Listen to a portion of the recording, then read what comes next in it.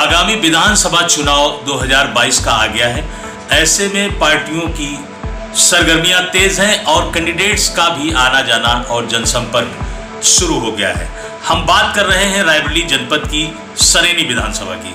हमारे साथ मौजूद हैं समाज सेवी मनोज द्विवेदी की पत्नी सुधा द्विवेदी जी मौजूद हैं और आगामी इस विधानसभा चुनाव में भाजपा से उम्मीदवार हो सकती हैं। हालांकि अभी दौड़ में है, लेकिन ये तय है कि भाजपा से ही आना है।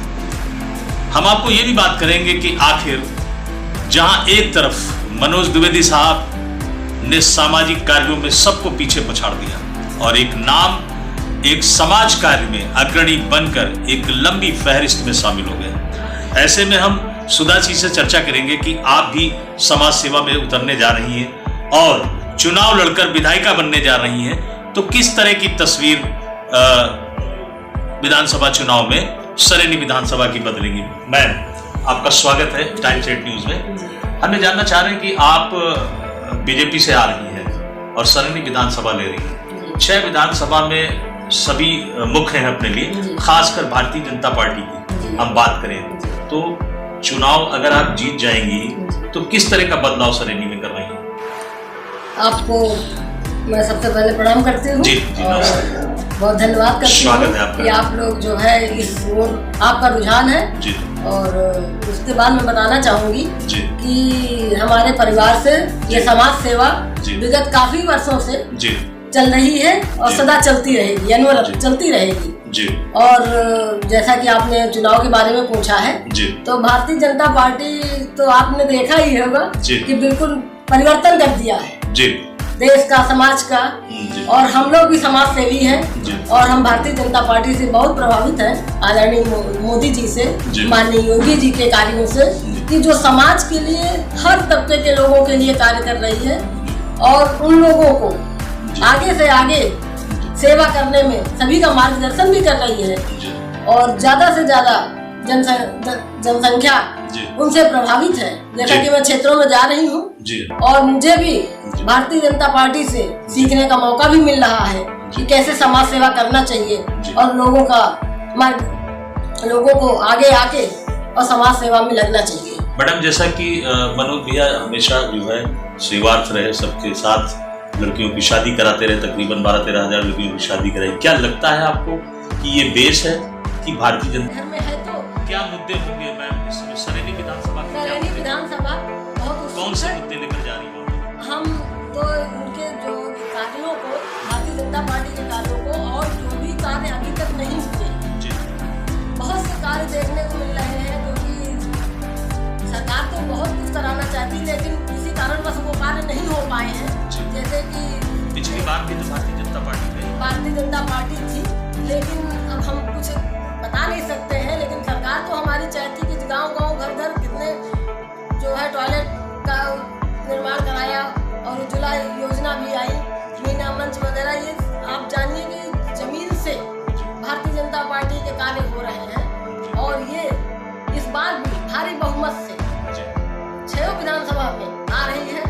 और आप सब जानते हैं, आप लोगों को क्या बताना, आप तो जानते हैं। जब आप जाएंगी रखेंगी वहाँ लोगों के सामने, महंगाई भी मुद्दा है, रोजगार का भी मुद्दा है। सवाल 2014 से आपका ही शासन, हम कह लें कि भारतीय जनता पार्टी का शासन है और उसमें जो वैश्विक महामारी आई वो तो नेचुरल है, उसमें बहुत सारी बातें की जा सकती हैं। लेकिन अगर हम बात करें बेरोजगारी की, महंगाई की, तो क्या इस सरकार में है? क्योंकि आप लड़ेंगी इसी से चुनाव, तो मैं नहीं चाहूँगा कि आप कुछ ऐसा, लेकिन कुछ बताएं कि महंगाई और इस पर क्या कंट्रोल सरकार का रहेगा आने वाला। देखिए, महंगाई अगर एक तरफ लोग कह रहे हैं तो लोग ये भी मान रहे हैं कि हमारी सरकार महंगाई तो एक विकास जैसे जैसे होता है तो ये चीजें जायज हो जाती है कि कुछ चीजें ऊपर, कुछ चीजें नीचे, परिवर्तन में सब चीजें आती हैं।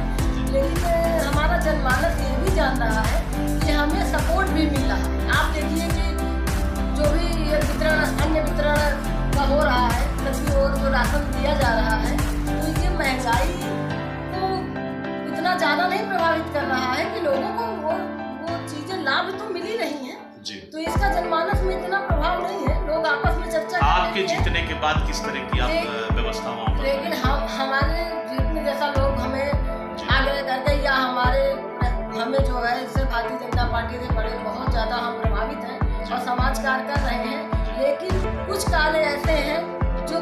संगठन की ताकत से ही संभव हो सकते हैं। जैसे लोगों के यहाँ जो है किसी की पेंशन नहीं बनी है या किसी की जो है बहुत सारे ऐसे कार्य हैं कि मैं उनको नए तरीके से करना चाहूँगी जो अभी तक नहीं हो पाए हैं। लगातार आपका जनसंपर्क जारी है और लोगों का बहुत सपोर्ट हुआ।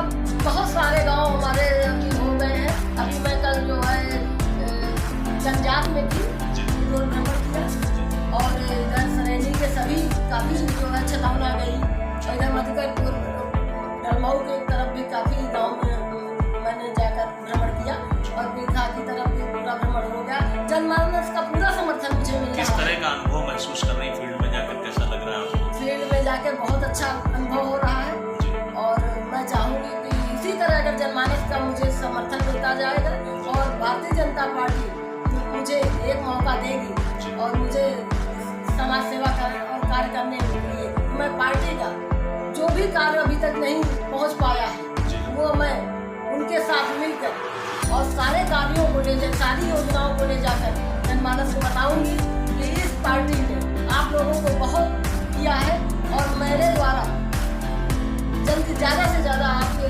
समर्थन में और आपके जो कार्य रुके हुए हैं उन्हें मैं पूरा कराऊंगी। बहुत बहुत धन्यवाद मैम, आपसे बात करके। आप थी हमारे साथ सुधा द्विवेदी जी जो भारतीय जनता पार्टी की संभावित उम्मीदवार और विधानसभा सरेनी से चुनाव लड़ेंगे। समाज सेवा की चर्चा हम कर चुके हैं, माहौल की चर्चा कर चुके हैं, महंगाई पर भी चर्चा कर चुके हैं। मनोज दादाश्री सभी को कहते हैं और उनके किए गए सामाजिक कार्यों को रायबरेली जनता